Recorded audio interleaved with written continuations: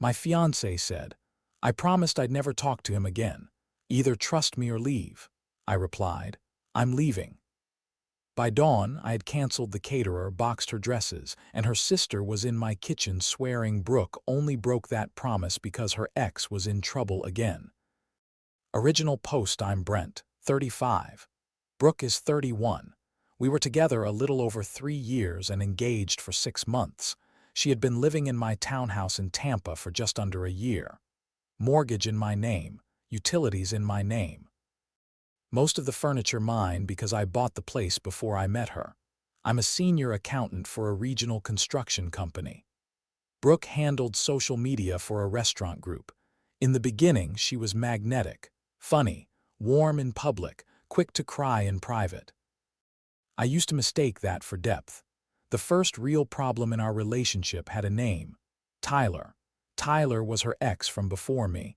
According to Brooke, he was the disaster she barely escaped.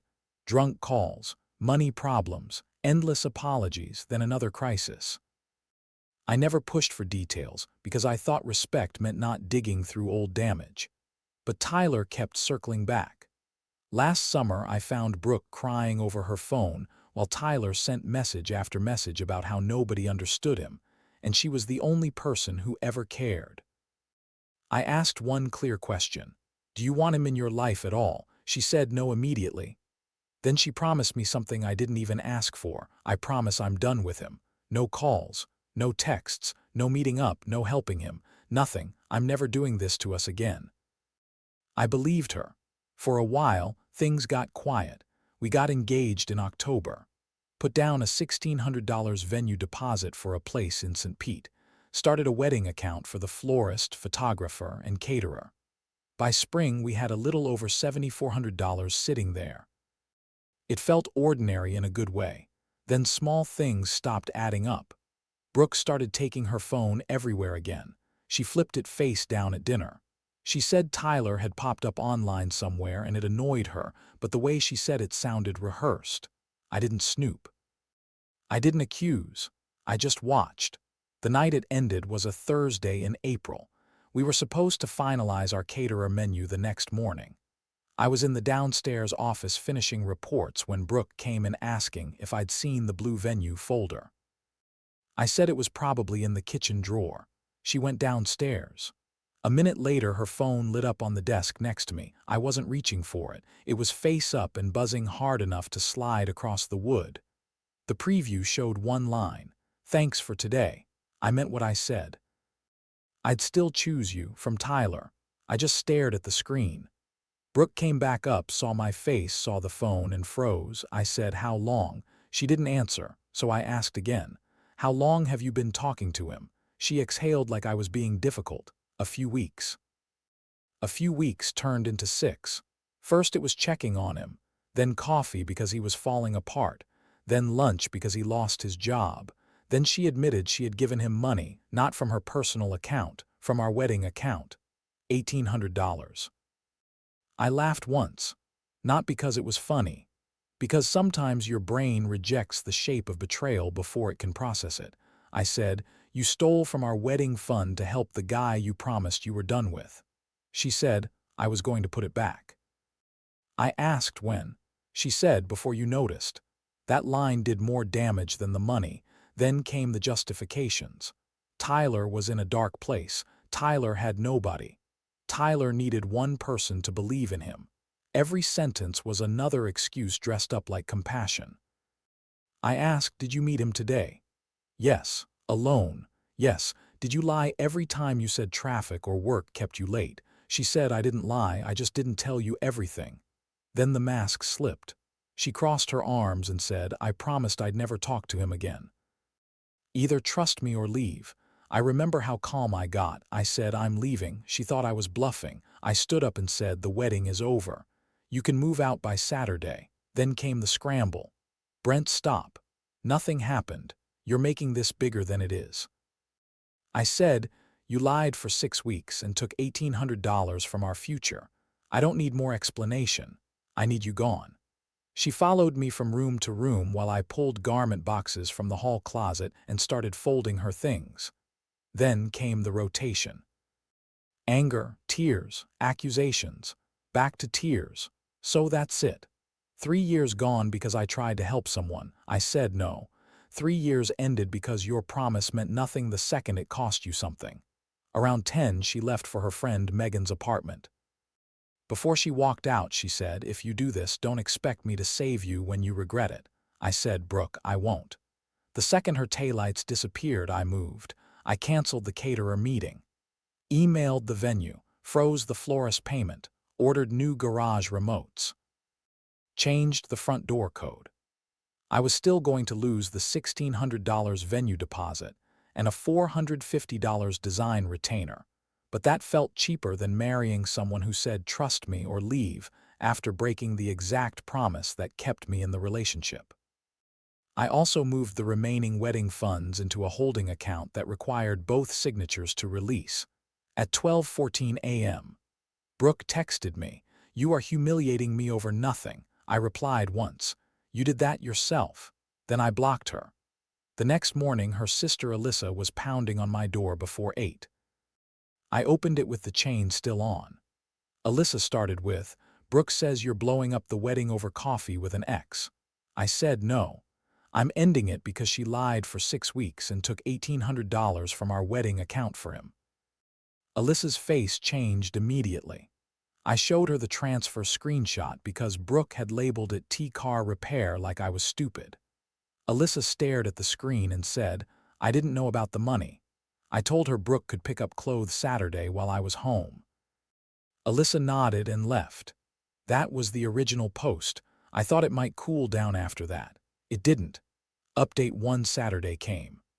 Brooke arrived with Alyssa and 2 empty laundry baskets like this was some awkward move out, not the wreckage of an engagement she caused. I had everything boxed in the guest room and garage, labeled, clean. I wanted zero excuse for future contact. Brooke walked in wearing the ring. That told me she still thought this was negotiable. She looked around and said, "You really did all this without talking to me." I said we talked, you lied. I listened. Alyssa carried the first box out while Brooke tried a softer tone. Tyler was spiraling. "I made a bad call. I said I was sorry." I said no. "You said you were trying to help him. That's not the same thing." Then she played her best card. "I chose you. I came home to you." I said after meeting him, after hiding it, after moving our money. "That's not choosing me. That's keeping me." Alyssa stopped and looked at her sister. Brooke hated that. She took the ring off, slapped it onto the entry table and said, "Fine. Keep your little victory." I picked it up, put it in my pocket and said, "Thank you for returning it." After they left, Megan texted me from an unknown number. "Brooke is having panic attacks. Please don't do this right now." I replied once. She had 6 weeks to stop doing this. Blocked. Then her coworker Brandon found me on LinkedIn with a message about grace and second chances. I sent him one screenshot, Brooke's original promise beside the bank transfer. Brandon never wrote again. By Monday, the social post started, never direct. Just vague quotes about loyalty, compassion, and people who punish you for having a heart. One post said some men care more about broken promises than broken people. Tuesday night, she showed up outside my place after 11. Doorbell camera caught her sitting on the steps in my old college sweatshirt for 43 minutes. At one point, she looked straight into the camera and cried. I never opened the door. The next morning, there was a gift bag on the handle. Inside was our engagement photo and a note that said, "I never stopped planning our future. You just stopped fighting for it." I kept the note and added it to the folder. That week, my director offered me lead on a new audit integration, more pay, better title. I took it. Brooke noticed because someone congratulated me online. That afternoon, her mother called. I expected a lecture. Instead, she asked one question. "Did Brooke really give Tyler money from your wedding account?" I said yes and sent the screenshots. 10 minutes later, she called back sounding tired. She said, "I'm sorry. She told me it was a small loan from her own money." Her mother told me to save every message and not meet Brooke alone again. That was the first moment I knew this was not going to stay breakup messy. I was right. Update 2: about 2.5 weeks later, Brooke stopped trying to look misunderstood and started trying to force contact. First came the fake emergency. At 2:07 a.m., I got a text from a number I didn't know. "This is Tyler's roommate. He's in the ER and Brooke needs to reach you." I didn't answer. 20 minutes later, Brooke texted from another new number. "Please answer. This is serious." I saved both and went back to sleep. The next morning, Alyssa called. Tyler had not been in the ER. He had been drunk at a friend's apartment, and Brooke was panicking because I ignored the bait. Then came the office incident. Reception called upstairs and said a woman was in the lobby claiming she needed to return something personal. I told them not to send her up. Security walked her out. On her way through the doors, she handed the guard an envelope for me. Inside was a key I didn't recognize, a movie ticket from our first date, and a note that said, "I kept my promise where it mattered." I photographed everything. That same week, Brooke sent a Venmo request for $1,800 with the note reimbursement for emotional damages and wedding humiliation. I declined it and screenshotted that too. Then she started circling my life instead of addressing me directly. My neighbor texted that a white SUV slowed past my townhouse twice after midnight. The doorbell camera caught it both nights. Same plate. Megan's vehicle. Around then, I had quietly started seeing someone. Her name was Claire. I met her through a friend at a charity 5K. She was 30, worked in pediatric rehab, and talking to her felt like clean air after weeks in smoke. I didn't post her. Brooke still found out. The blow-up happened at a restaurant in Hyde Park. Claire and I were halfway through dinner when Brooke walked in wearing the tan jacket I bought her on our Savannah trip. She came straight to the table like there was still a seat saved for her. I said, "Brooke, leave." She looked at Claire and smiled in that tight, brittle way people do when they're trying not to shake. "So this is what happened to Forever." Claire didn't flinch. She just said, "You need to go." Brooke ignored her and put a folded piece of paper on the table. That was the letter I wrote to Tyler ending everything. Since apparently you needed proof after all, I didn't touch it. I said again, "Leave." Then Brooke did what she always did when control slipped. She escalated and performed at the same time. She picked up Claire's water glass and tipped it across the table, water everywhere, Claire's lap, my phone, the paper. Then Brooke started crying before anyone even stood up. She kept saying, "I just wanted him to know I kept my promise." Manager came over, then security, then police.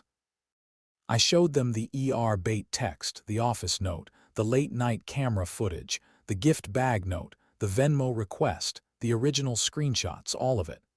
Claire gave her statement. The restaurant had camera coverage. Brooke got criminally trespassed from the property and warned not to contact me again. The officer looked through the timeline on my phone and said, "Sir, file for a protective order." So Monday morning I did. 1 year, no calls, no texts, no third-party contact, home and workplace included. That night I got a voicemail from a blocked number. Soft voice, shaking, deliberate. "You don't get to make me a liar because I made one mistake after everything I promised you." I saved that too, because that was the whole point. She was not sorry she broke the promise. She was furious I counted it. A week after I filed, Brooke emailed my personal account with the subject line "Closure and Accounting." Inside was a spreadsheet listing what she claimed she deserved back from the relationship. Half the venue deposit, gas money from trips, money for furniture she never bought. She also attached a letter explaining that Tyler manipulated her, but my refusal to forgive her was the real cruelty because I knew she had abandonment issues. I forwarded the whole thing to my attorney and never answered. Then her friend Morgan called my mother and said I was destroying Brooke over a misunderstanding. My mother listened, thanked her, and then texted me. "I told that woman never to call me again. Proud of you." Final update: court was 4 weeks later. Brooke arrived in a cream blouse, hair pulled back, makeup light. Tyler was nowhere in sight. Brooke's attorney tried the predictable argument: painful breakup, emotional confusion. My attorney let the evidence do the work. The judge read Brooke's original promise text from last summer, then the bank transfer, then Tyler's message, then the fake texts, then the office note, then the restaurant report. Then she listened to the voicemail. My attorney also included the email spreadsheet Brooke sent after I filed, which made her look exactly like what she was, someone who thought love, money, and access were things she could quietly rebalance after the fact if she argued hard enough. After reviewing everything, the judge asked Brooke one question. If you believed you had kept your promise where it mattered, why did you spend 6 weeks fabricating emergencies, pursuing contact, and confronting him in public? Brooke cried immediately. Said she panicked, said Tyler manipulated her, said she loved me and didn't know how to fix it. The judge said love does not require repeated deception, and panic does not excuse harassment. Order granted. 1 year, no contact. Stay 500 feet away from me, my townhouse, and my workplace. Brooke tried one last move in the parking lot, not coming toward me, just the look. That long, wounded stare that used to make me question whether boundaries were cruelty. It did nothing this time. About a month later, Alyssa called again to apologize for defending Brooke at the beginning.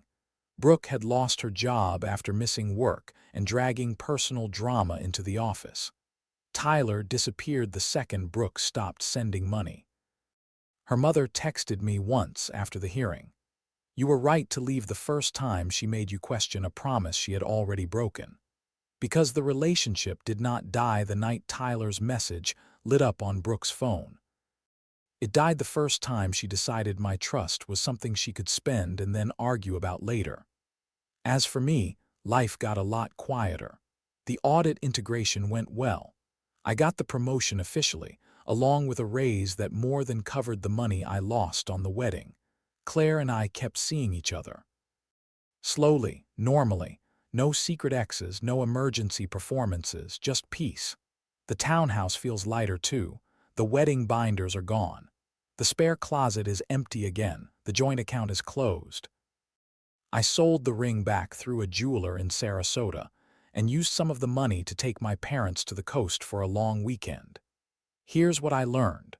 A promise is not meaningful because it was said with tears in someone's eyes. It only matters if it costs them something to keep it, and they keep it anyway. Brooke loved making promises in emotional moments because promises bought her time, bought her comfort, bought her another chance to keep all her options open while I stayed loyal to words she had already decided were flexible. That is not remorse. That is strategy. And the most dangerous liars are often not the loudest ones. They are the people who act offended that you notice the lie at all. The ones who break trust, then demand trust as proof of your love. The ones who say, either trust me or leave, when what they really mean is stop checking whether my actions match my mouth. I left. Best decision I made all year. If someone loves you, they do not ask you to prove it by accepting betrayal with a smile. They do not call you cruel for remembering what they promised. And they do not get to rewrite honesty into punishment just because consequences finally arrived. If you've ever had someone break a promise and then act like you were wrong for taking it seriously, tell me in the comments whether you faced something similar or what your opinion is. And subscribe, like, and share if you want more stories like this.